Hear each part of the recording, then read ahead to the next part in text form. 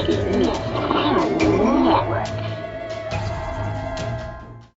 this is Shara with Psychic Miss Paranormal.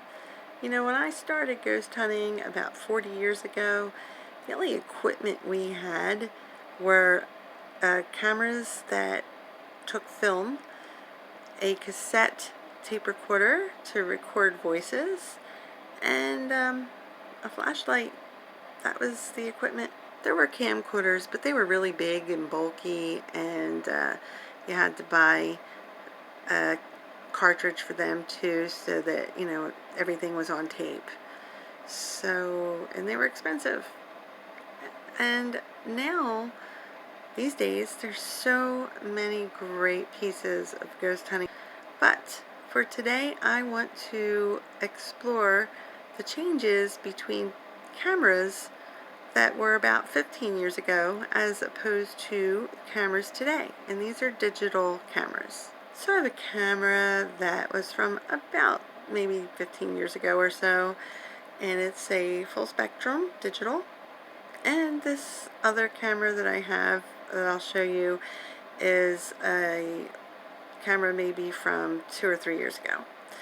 So it's also full spectrum, but the old cameras used to have a halo, which meant that there was this bright spot in the middle, and the camcorders were the same way. Only unfortunately I don't have that one that I can show you now. So I'm going to use the digital cameras. So here is the older camera, and this is the one with the halo. I'm going to show you some pictures with that. So this picture was taken with the older camera that I just showed you. It was during the night, and you can see that the light is on. Picture's a little bit blurry, and you can see the halo a little off center in the picture. This picture was snapped right after the other one, moved over just a little bit. You could see it's even more blurry. You could see the halo, and you can see some light anomalies in the picture too. This picture is a little bit more clear, still taken with the light on. The light halo in the middle is still there. You can see that there's streaks and reflections coming off of it, and you can see some light anomalies in this picture as well. So this is what it looked like with the light on. Now let's go into low lighting. This is not in complete darkness that you're going to see next. This is with that light that you've seen shut off, and there was just a little bit of light coming in from the room next to it. So this is the same camera, and now the light is off. You see the halo quite well and the light streaks coming off of the halo, but this is in low lighting. This is still low lighting, same general area as the first picture. It's just a little bit darker, a little bit more fuzzy. You might think, how the heck can you see any kind of apparition or any kind of positive picture? But you'd be surprised, they actually worked. This picture is also low lighting, but as you can see, it is much clearer, and that is because this picture was snapped a little closer to the room that had the light on. So it is more clear, and obviously you can see the light streaks and the halo. You can see this is better with the light on rather than with the light off. I'm going to show you what it looks like when you add some full spectrum lighting into the mix. So this is the full spectrum light that I used. All the bright lights are infrared, and the 4 in the middle are ultraviolet, and it does a really great job on ghost investigations. So as you can see, it really brought out the full spectrum coloring in this. The halo is still there. They're still kind of fuzzy. And this was taken with low lighting and the outside light source of both ultraviolet and infrared full spectrum lighting. As you can see, it helped just a little bit with the extra full spectrum lighting, but not that much. So this is what we had to deal with when we were investigating years ago. But surprisingly, I've gotten quite a few really good positive paranormal pictures with this camera, and I still use it. Here's a comparison of the 3 pictures. On the left is the older camera with the lights on, in the middle is the older camera with low lighting, and on the right is the older camera, low lighting, and the outside full spectrum light source. Here's a picture of the newer camera. It's only a couple years old. and you will find that this one definitely is an improvement from the old cameras. These were taken with the newer camera, and this is in a room that has the lights on, the same as the other camera, the older camera. And the second picture here is just in a different position, just like I did with the other camera, and you can see that's a little bit lighter, but there's no halo.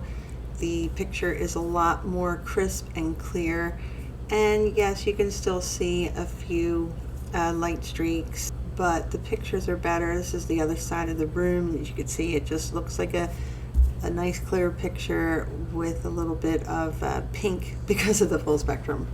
Here's the same camera in low lighting conditions. You can see the light is off in this picture as it is in this picture as well. You can still see some camera anomalies, especially on the wall, but there's no halo, and the pictures are pretty clear.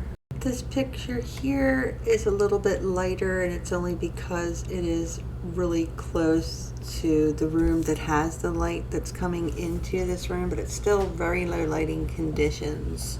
And now, using the same outside full spectrum light source that I showed you with the red camera, this is what I'm using now with low lighting conditions. You can see the light's not on, and we're using the outside light source. The full spectrum is on, and you can still see that there are camera anomalies. Just because you have full spectrum doesn't mean you won't get shine or glare or different anomalies that can appear.